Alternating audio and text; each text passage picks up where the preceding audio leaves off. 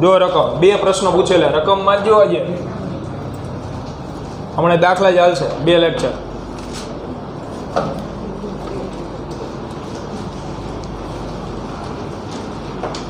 તો ઉદાહરણ નંબર 2.1 ની અંદર 2 પ્રશ્નો પૂછેલા છે. પ્રશ્ન નંબર 1, એક વિદ્યુત ભારનું સ્થિતિમાન ગોતવાનું કીધું. તો વિદ્યુત ભાર Q બરાબર કેટલા આપેલા? કેટલા? 4 × 10⁻7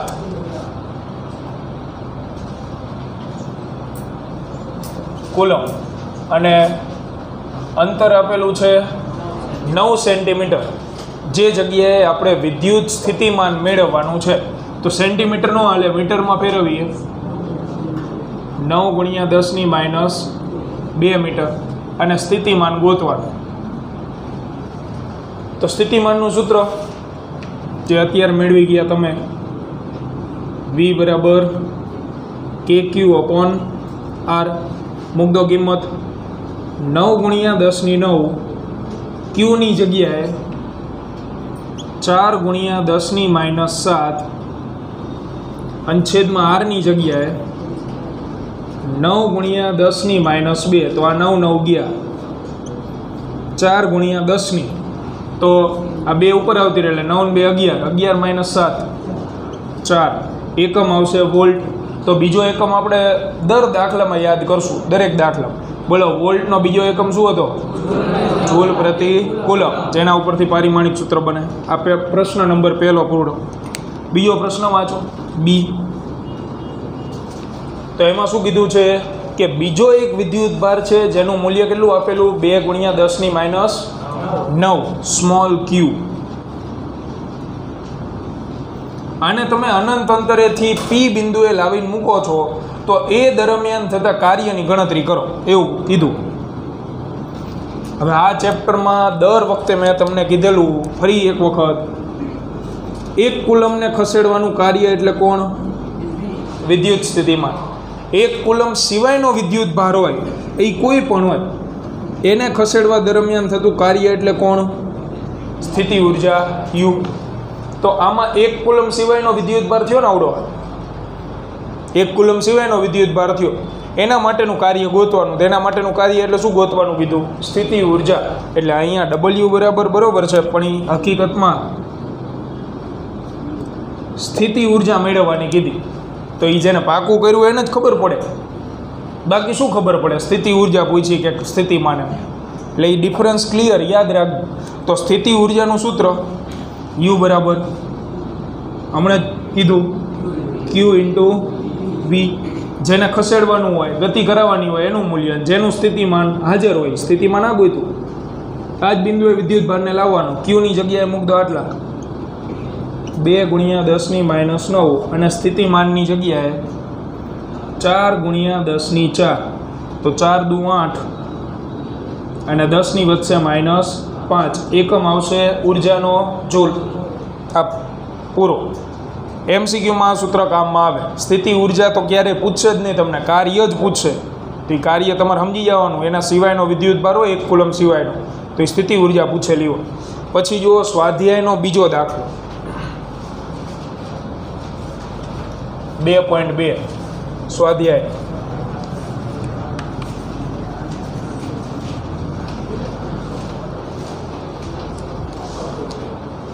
તો 5 વિદ્યુત ભાર આપ્યો છે. 10 સેન્ટીમીટર બાજુની લંબાઈ ધરાવતો ષટકોણ, એટલે આ ષટકોણ નિયમિત ષટકોણ,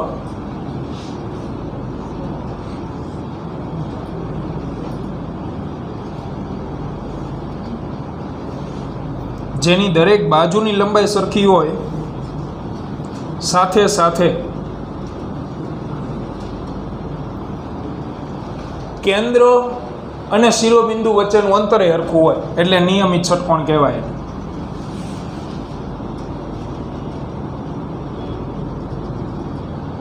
તો આના દરેક શિરોબિંદુ પર એક વિદ્યુત ભાર મૂકેલ છે 5 માઇક્રોકુલમ. અહીંયા આપણે લખી નાખીએ બધે Q. એની દરેક બાજુની લંબાઈ આપી છે 10 સેન્ટીમીટર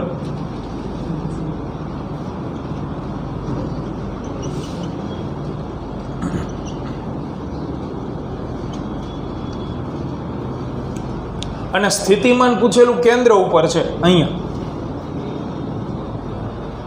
તો હવે સૂત્ર તો આ જ વાપરવાનું KQ/R સ્થિતિમાન માટે. પણ R અંતર કોનું હોય?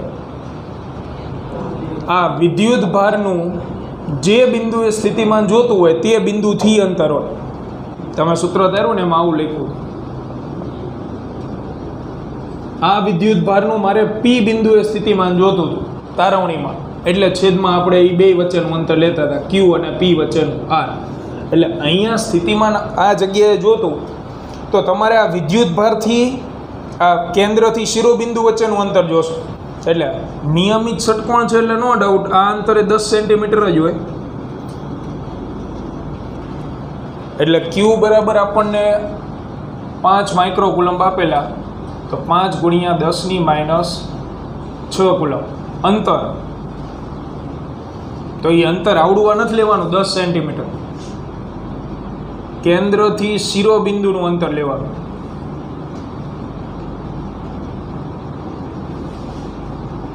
જે થશે 10.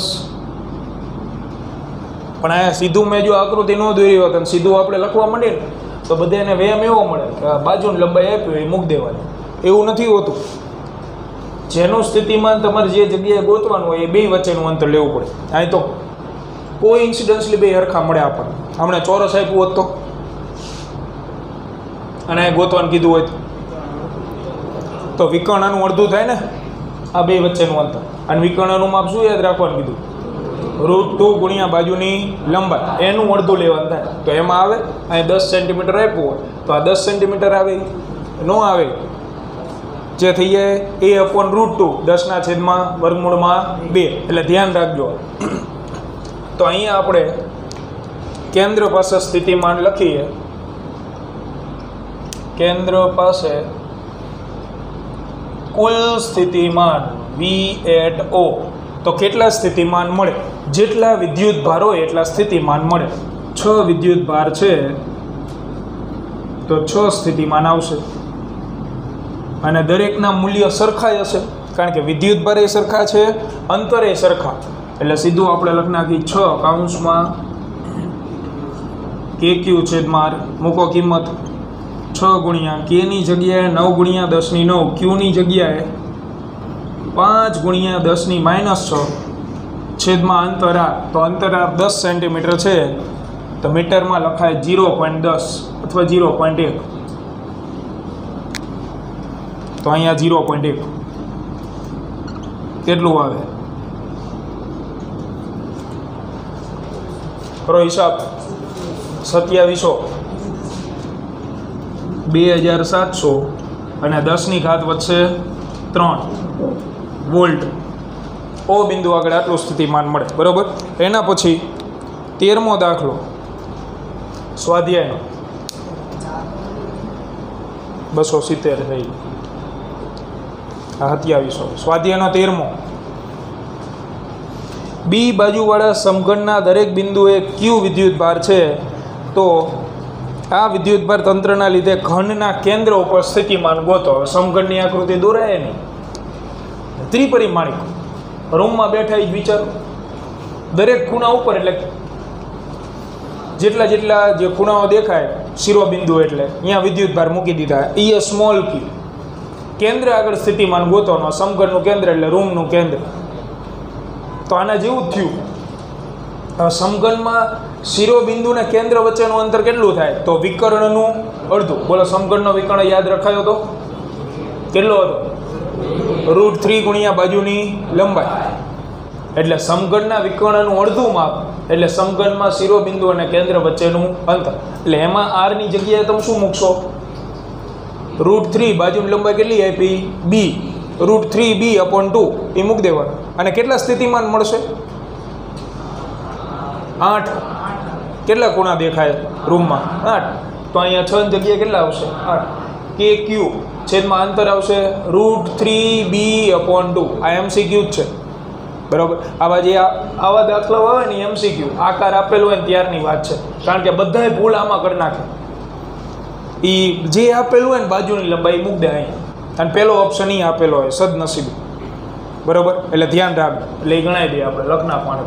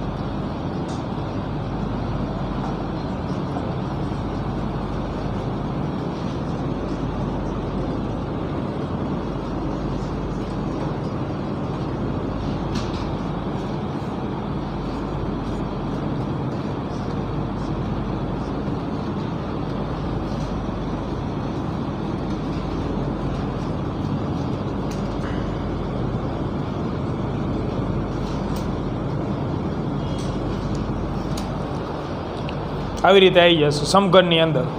વિકર્ણનું માપ √3b, કેન્દ્ર અને શિરોબિંદુ વચ્ચેનું અંતર √3b/2 અને અહીંયા ગુણ્યા 8. પાછળ એપ્સાઇલોન 0 સ્વરૂપમાં આપ્યું હશે. કેન જગ્યાએ 1/4π એપ્સાઇલોન 0 મૂકવાનું જરૂરી નથી, એમાં ભલે એપ્સાઇલોન 0નું આપ્યું. ખાલી ના એવો શબ્દ લખી નાખજો. હા, એમાં એવો પ્રશ્ન પૂછેલો જ છે કે આ જે કાર્ય થયેલું છે એ આ વિદ્યુત ભારને અનંત અંતરે રહેલા બિંદુ સાથે જોડતા માર્ગ પર આધારિત છે કે નહીં. તો ખાલી લખવાનું નીચે ના આધારિત નથી, એમાં રકમમાં ઉલ્લેખ છે એટલે એ લખવું જ પડે, નહીંતર માર્ક કપાય જ.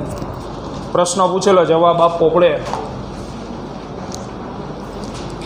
આ પતે પછી 14મા દાખલાની રકમ વાંચજો, સ્વાધ્યાયનો 14મો.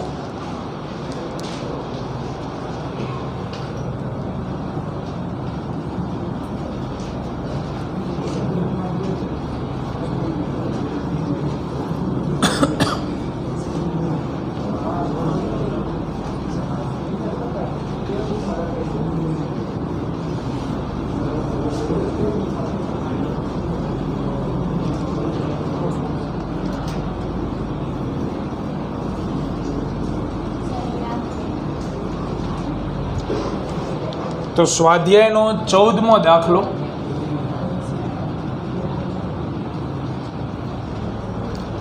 રકમ વાંચજો, લેન્ધી છે, થોડો લાંબો દાખલો, થોડોક નહીં આમ તો વધારે. એમાં પહેલો પ્રશ્ન વાંચો. આપણે પ્રશ્ન નંબર 1 સોલ્વ કરીએ. તો એમાં કીધેલું છે એ મુજબ 1.5 માઇક્રોકુલમ અને 2.5 માઇક્રોકુલમ વિદ્યુતભાર ધરાવતા બે નાના ગોળાઓને એકબીજાથી 30 સેન્ટીમીટર અંતરે મૂકેલા છે. તો નીચેના સ્થાનોએ સ્થિતિમાન અને વિદ્યુત ક્ષેત્ર મેળવો.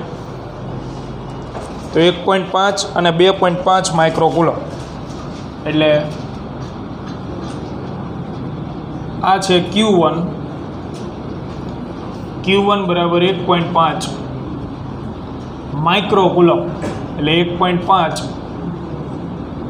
10⁻6 કુલમ. Q2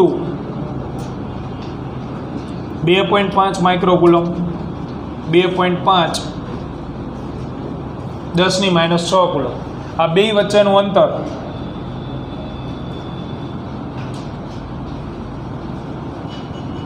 તો બંને વચ્ચેનું અંતર આપી દીધું છે 30 સેન્ટીમીટર. એટલે R બરાબર 30 સેન્ટીમીટર. મીટરમાં લખી 30 × 10⁻2 મીટર. હવે બે રાશિ ગોતવાની, એટલે પહેલું ચેપ્ટર ને બીજું ચેપ્ટર બે. પહેલાં વિદ્યુત ક્ષેત્ર ગોતશું અને પછી સ્થિતિમાન. એટલે આ તો કોમન આપેલું છે. પ્રશ્ન નંબર 1 અહીંથી ચાલુ. તેમને જોડતી રેખાના મધ્ય બિંદુ પાસે, એટલે આ મધ્ય બિંદુ,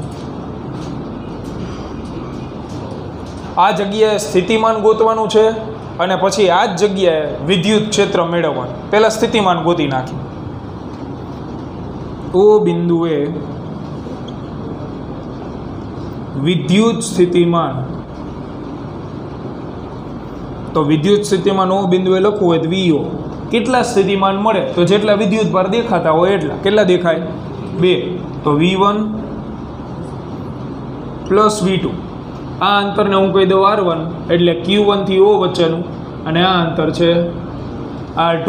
તો અહીંયા લખીએ આપણે KQ1 / R1 વત્તા KQ2 / R2. કિંમત મૂક દો. K ની જગ્યાએ 9 × 10⁹. Q1 ની જગ્યાએ 1.5 10⁻6 છેદમાં R1 તરીકે લેવું પડે 15 સેન્ટીમીટર. આનું અડધું મધ્ય બિંદુ છે એટલે. તો 15 સેન્ટીમીટરને સીધું મીટરમાં લખીએ આપણે 15 × 10⁻2 વત્તા K ની જગ્યાએ 9 × 10⁹. Q2 ની જગ્યાએ 2.5 10⁻6 અને છેદમાં આમાંય અંતર એટલું 15 × 10⁻2. કરવાનો હિસાબ 9 × 1.5 ભાગ્યા 15 0.9. 10 ની કેટલી વધે? 11 ને 11 માં 6 જાય 5 ઘાત વત્તા આમાં કેટલું આવે 1.5 ગુણ્યા 10ની આની અંદર 5 ઘાત 10ની 5 કોમન એટલે 0.9 વત્તા 1.5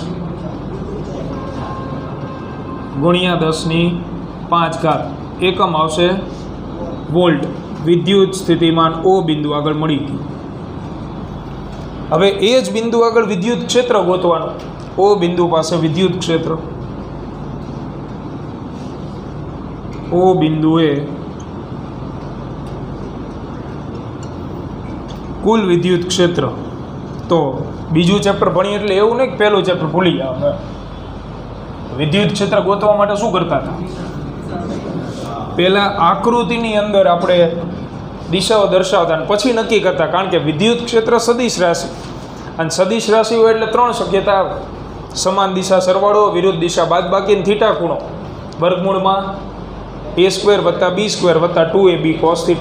સ્થિતિમાનમાં એવું કંઈ ન આવે, સીધો જ સરવાળો આવે વિથ નિશાની. બરાબર. તો વિદ્યુત ક્ષેત્ર ગોતવા માટે પહેલાં આકૃતિમાં જતા. આ જગ્યાએ કયો વિદ્યુત ભાર છે? ધન 1.5 માઇક્રોકુલમ ધન વિદ્યુત ભાર. આ જગ્યાએ 2.5 માઇક્રોકુલમ ધન. તો આ બેયની ક્ષેત્ર રેખા અહીંયા દર્શાવો. એટલે આ જે છે એ ધન વિદ્યુત ભાર, ધન વિદ્યુત ભારમાં ક્ષેત્ર રેખા બહાર નીકળી હોય તો એ અહીંયા દર્શાવીએ કઈ તરફ આવશે? આની ક્ષેત્ર રેખા અહીંયા દર્શાવીએ કઈ બાજુ આવે? જમણી બાજુ. એટલે આ E1 સદિશ. હવે આની ક્ષેત્ર રેખા તો આ ધન જ છે. તો ધનમાંથી ક્ષેત્ર રેખા બહાર નીકળે અહીંયા દર્શાવીએ કઈ તરફ આવશે? આ બાજુ. એટલે ઋણ એટલે કે વિરુદ્ધ E2 સદિશ. વિરુદ્ધ દિશાઈ એટલે બાદબાકી. બાદબાકી આવે પ્રશ્ન નંબર બીજો, E1 માઇનસ E2 કે E2 માઇનસ E1. તો મોટામાંથી નાનું બાદ કરવાનું. હવે મોટું ક્ષેત્ર કોનું હોય? જેનો વિદ્યુત ભાર મોટો હોય. વિદ્યુત ક્ષેત્ર તો વિદ્યુત ભારના લીધે જ હોય. જેનો વિદ્યુત ભાર મોટો એનું વિદ્યુત ક્ષેત્ર મોટું. બેયમાંથી કયો વિદ્યુત ભાર મોટો છે? આનું વિદ્યુત ક્ષેત્ર કયું? E1 કે E2? E2. તો E2 મોટું થાય. એટલે આપણે અહીંયા વિરુદ્ધ દિશા હોવાથી બાદબાકી તો લખશું, પણ E2 માઇનસ E1 લખશું. બરાબર. એટલે આ સીધું નક્કી ન થાય, એ તમારે આકૃતિમાં દર્શાવવું પડે પછી વિદ્યુત ક્ષેત્ર ગોતી શકો. મૂકો સૂત્ર E2 નું સૂત્ર. તો બિંદુ વિદ્યુત ભારના વિદ્યુત ક્ષેત્રનું સૂત્ર KQ2/R². એટલે અહીંયા લખશું આપણે R2² માઇનસ KQ1 R1². મૂકીએ કિંમત. તો K ની જગ્યાએ 9 ગુણ્યા 10⁹, Q2 ની જગ્યાએ 2.5 10⁻6 છેદમાં આને આ પણ એનો વર્ગ 15 ગુણ્યા 10⁻2 વર્ગ માઇનસ 9 ગુણ્યા 10⁹ 1.5 10⁻6 ભાગ્યા 15 ગુણ્યા 10⁻2 વર્ગ. ગોતો આ કેટલું આવે? 0.1. 10 ની કેટલી વધે? 2 દુ 4 એટલે 9 4 13. તો 7. આનું 0.06 10 ની 7 કરો બાદબાકી. 0.1 માઇનસ 0.06 અને 10 ની 7 વિદ્યુત ક્ષેત્ર મળે. એકમ વિદ્યુત ક્ષેત્રને એકમ ન્યૂટન પ્રતિ કુલમ. અને વિદ્યુત ક્ષેત્ર સદિશ રાશિ હોવાથી દિશા લખવી પડશે, નહીંતર અડધો માર્ક કપાય પાછું. તો પરિણામી વિદ્યુત ક્ષેત્ર મળે O બિંદુ આગળ કઈ બાજુ મળે? E1 તરફ કે E2 તરફ? તો બેમાં મોટું કોણ? E2. તો E2 તરફ મળે એટલે કે Q2 થી Q1 તરફ. એટલે અહીંયા આવશે એની દિશા જે Q2 થી Q1 તરફ હોય. આટલો જવાબ પહેલા પ્રશ્નનો. બીજો પ્રશ્ન હજી બાકી B. એમાં બિંદુ બીજે ક્યાંક આપેલું છે એ મેળવીએ આપણે લખ નાખવાનું. પૂરો નહીં થાય દાખલો, બીજો દાખલો મોટો હોય લખ નાખો, સ્પીડ રાખો થોડી. હા ખૂણો બનશે, પણ ખૂણો કેટલો બને એ ન થાય એ હવે, એટલે થીટા જ લેવું પડશે આપણે, કે 30 અથવા 60 નો લઈ શકાય.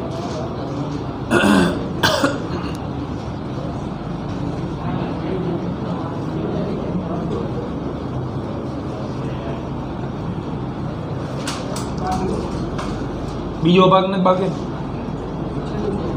આ બાકી કોઈને?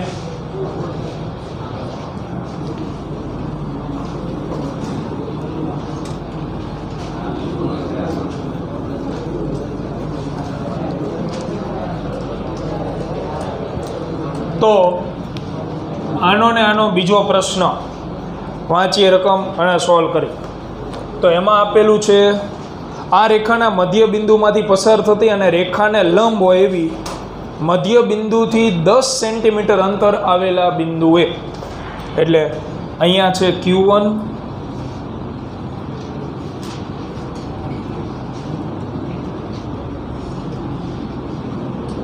આ છે Q2, આ મધ્ય બિંદુઓ આમાંથી પસાર થતી અને લંબ,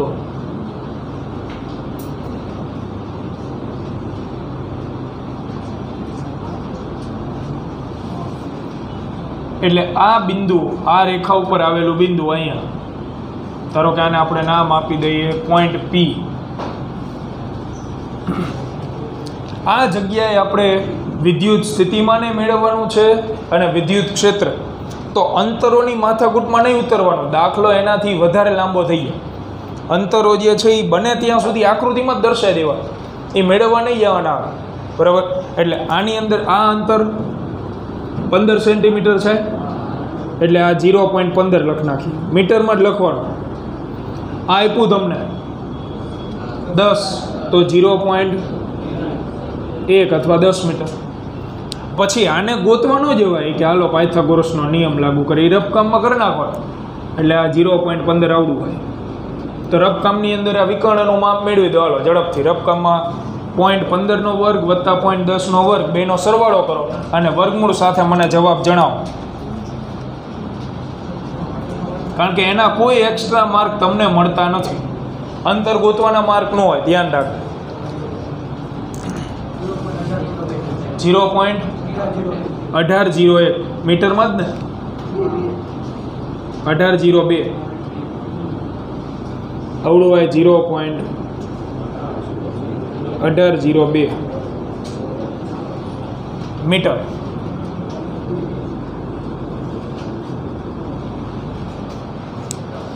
આકૃતિમાં દર્શાવી દીધું. જ્યારે જે અંતર કામમાં આવે લઈ લેવાનું, બરાબર.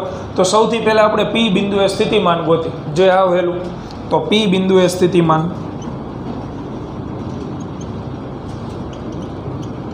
કુલ PD V at P equal to સ્થિતિમાન તો 2 જ આવશે, વિદ્યુતભાર 2 છે એટલે આપણે લખશું અહીંયા KQ1, પણ આ વખતે અંતર 0.15 નહીં આવે. કેટલું આવશે? આનું સ્થિતિમાન ક્યાં ગોતવાનું? P બિંદુ, એટલે 0.1802.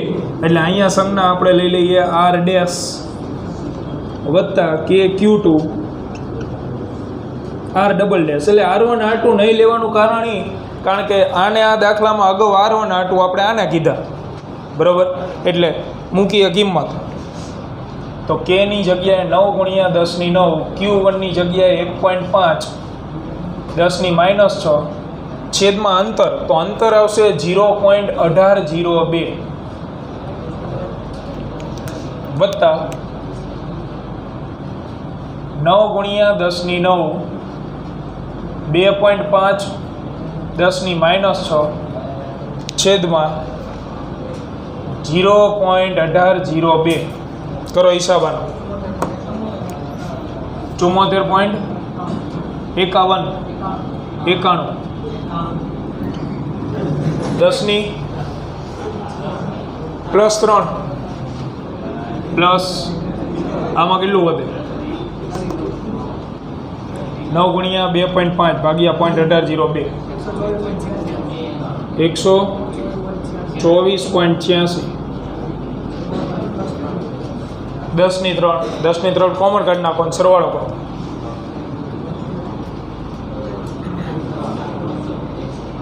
કેટલો આવે? 199.77 એટલે ઓલમોસ્ટ 200. 10 ની 3 નિયરલી ઇક્વલ ટુ 200 કરી નાખો તો યાર એકમ લખશું વોલ્ટ. આ આપણને મળી ગયો પી બિંદુએ કુલ સ્થિતિમાં. હવે વિદ્યુત ક્ષેત્ર ગોતો. તો વિદ્યુત ક્ષેત્ર મેળવવા માટે પી બિંદુએ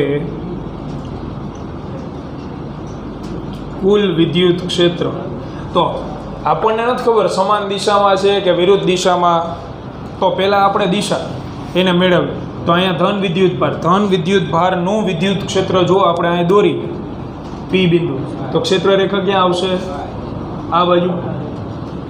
એટલે આમ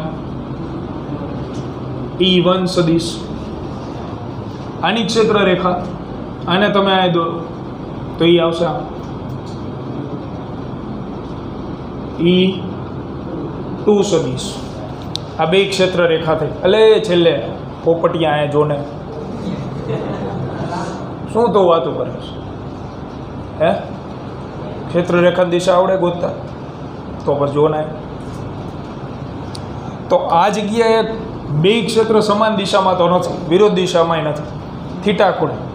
હવે 60 ડિગ્રીનો ખૂણો કોઈને પૂછ્યા વગર નહીં લઈ લેવાનો કે આપણને દેખાય 60 ડિગ્રી, એટલે એ ન મેળાય. અહીંયા સમબાજુ ત્રિકોણ નથી, એટલે આ ખૂણો થીટા લઈ આને થીટા લો તો આવડો આ જે ખૂણો છે એ કેટલો બને? તો ત્રિકોણના ત્રણેય ખૂણાનો સરવાળો 180 એટલે પાય, બરાબર. તો પાય માઇનસ થીટા એટલે આવડો આ ખૂણો બને પાય -2 થીટા. તો એ ખૂણો એટલો હોય એટલા માટે આ ખૂણો પણ બનશે પાય -2 થીટા. તો આપણે પરિણામી ક્ષેત્ર જે છે એ સમાંતર બાજુ ચતુષ્કોણ એના ઉપરથી E1 સ્ક્વેર વત્તા E2 સ્ક્વેર વત્તા 2E1 E2 cos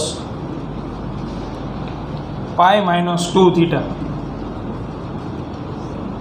સમીકરણ નંબર 1. આવું આવે ને ત્યારે આપણે શીખડાયું છે વર્ગમૂળની અંદર કોઈ દી નહીં પડવાનું. આ પર્સનલી બાર ગોતી લો. E1 બાર ગોતી નાખો, E2 બાર ગોતી નાખો અને આનો વહીવટે બાર કરી નાખો. પછી એની જે કિંમત આવે એ આમાં મૂકી દેવાની. તો E1 E2 તો મળી જશે. cos પાય -2 થીટા એ મહત્વનું. તો આ તો આવડે તમને. હવે બોલો, પાયનો ગુણાંક કોઈ વિધેય બદલાય ન બદલાય? ન બદલાય. એટલે કોસ વિધેય છે એમના. પાય માઇનસ એટલે કયું ચરણ? બીજું ચરણ. બીજા ચરણમાં કોસ વિધેય ઋણ હોય એટલે માઇનસ. અને ખૂણો 2 થીટા. હવે 2 થીટા હાલવાનું નથી. કોસ 2 થીટા છે એના ઉપરથી કંઈ સોલ્યુશન મળવાનું જ નથી આપણને. તો આ કાટકોણ ત્રિકોણ ઉપરથી સોલ્યુશન મેળવવું હોય તમારે તો પહેલું કામ આ જે ખૂણો રહ્યો જે ડબલ છે 2 થીટા ડબલ ખૂણો એને એક ખૂણામાં ફેરવી નાખો, સિંગલ અડધો કરી નાખો. તો આપણે ગાણિતિક વિધેય cos 2 થીટાનું સૂત્ર 1 - 2 sin સ્ક્વેર થીટા આ વાપરીએ એટલે જો થઈ જાય ખૂણો અડધો. આ માઇનસ અંદર આપી દો તો એ માઇનસ આપણે અંદરની સાઈડ આપી દઈએ એટલે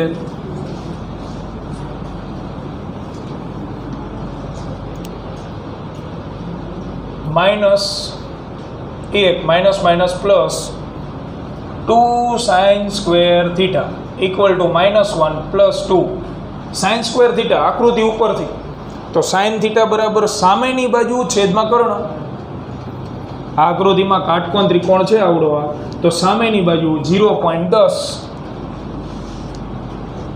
છેદમાં કર્ણ 0.1802 અને એનો શું વર્ગ કરો આનો હિસાબ -1 વત્તા આનો ગુણોત્તર વર્ગ અને ગુણ્યા 2 કરો કેટલું આવે?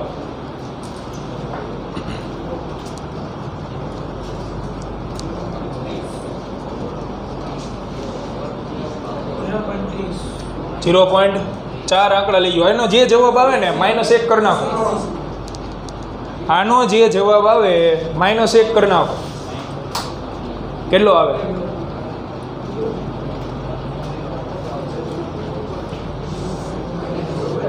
માઇનસ આવશે, વાંધો નહીં, માઇનસ આવશે. કેટલો આવે? એટલે કેલ્ક્યુલેટર છે કે વેચી દીધા? તો કાઢો ચોપડીમાંથી. -0.3840 બરાબર, આટલો જવાબ આવે. હવે જો તમારે પરીક્ષામાં આ પ્રોસેસ ન કરવી હોય તો એના કોઈ માર્ક કપાતા નથી. જો તમે યાદ રાખી લો, આ એક જ દાખલામાં આવે આવું, આ એક જ દાખલામાં આવું આવે છે. એટલે cos π - 2 θ જો તમે યાદ રાખી લો કે -0.3840 આવશે ને પરીક્ષામાં સીધું મૂકો, ચાલ, કોઈ વાંધો નથી. બરાબર, બાકી આ પ્રોસેસ યાદ રાખવી પડશે. આ ધ્યાન રાખો. બાકી દાખલો એકેય જગ્યાએ અઘરો નથી, પણ આ જગ્યાએ તમે અટકશો. અને મોટા ભાગના તો કોઈને પૂછ્યા વગર 60 જ લઈ લેશો. cos 60 1/2 પૂરું થઈ ગયું ત્યાંથી. બરાબર, એટલે ધ્યાન રાખવાનું છે આ જગ્યાએ. કદાચ તમે આ દાખલામાં ચોપડીમાં જ કાઉન્સમાં લખી નાખો ને કે 0.3840 લેવું તોય હાલ. એટલે દાખલો પૂછાય ત્યારે આ કોઈ ગણતરીના માર્ક નથી મળવાના. હવે આ મળી ગયું, E1 E2 ગોતી દઈ. હાલો, E1 ની કિંમત તો E1 બરાબર લખાય KQ1 અપોન R ડેશ લખ્યું હતું ને હમણાં, R ડેશનો વર્ગ ઇક્વલ ટુ મૂકો કિંમત 9 × 10⁹ Q1 ની જગ્યાએ 1.5 10⁻6 છેદમાં R ડેશ એટલે 0.1802 એનો વર્ગ. કરવાનો હિસાબ ઝડપથી. 74.9167 આનો આવે વર્ગ કરવાનો, અહીંયા ભાગ્યા બીજી વખત કર્યો હતું તો કેટલું આવે? 0.041 51 57 અને 10⁻³ ન્યૂટન પ્રતિ કુલમ આટલું મળે. તો પછી 10⁻³ રહે ને એ ગુણી નખાય આમાં અંદર, કારણ કે તમને ખબર છે તમારે ક્યાં મૂકવાનું, અહીંયા. એ વળી પાસે 10⁻³ વર્ગ કરવા જાવ એની કરતાં સીધું ગુણી દો અંદર. તો આને ગુણ દો. E1 બરાબર કેટલું થઈ જાય? 1 2 3 41.57 ન્યૂટન પ્રતિ કુલમ. આવી જ રીતે E2 ગોતો. KQ2 અપોન R ડબલ ડેશનો વર્ગ 9 × 10⁹ 2.5 10⁻6 0.1802 નો વર્ગ 415 પોઈન્ટ ગુણ્યા 10 તો હવે નો ગુણાકાર કરાયો, આને એમ નામ રાખવું પડે. આમાં હવે 10⁻³ ગુણી નાખો તો મોટું આવે. અહીંયા અમુકના તમારે પોઈન્ટ ઘટાડવા પડશે, કારણ કે તમે વિચાર કરો 415નો તમે વર્ગ અહીંયા મૂકશો તો એ તો બહુ લિમિટ બહારનું થઈ જાય. એટલે આ આંકડો નાનો કરી નાખીએ આપણે. 4.1574 10 થઈ જાય 5 ન્યૂટન પ્રતિ કુલમ. આનો કહો 692.90 અને 10 વચ્ચે આમાંય 3 તો આને લખ નાખાય 6.9290 10⁵ ન્યૂટન પ્રતિ કુલમ. અહીંયા તમે 4.16 લઈ લેશો તોય હાલશે, અને અહીંયા 6.93 લઈ લેશો તોય હાલશે. હવે આ કિંમતો આમાં મૂકી દેવાની છે. E1² ની જગ્યાએ 4.15 એનો વર્ગ, અહીંયા 6.93 એનો વર્ગ, 2E1 E2 આની કિંમત આવી રહી. કિંમત મૂકીને વર્ગમૂળ લઈને જવાબ લાવજો. એટલે આ લેન્ધી દાખલો બહુ.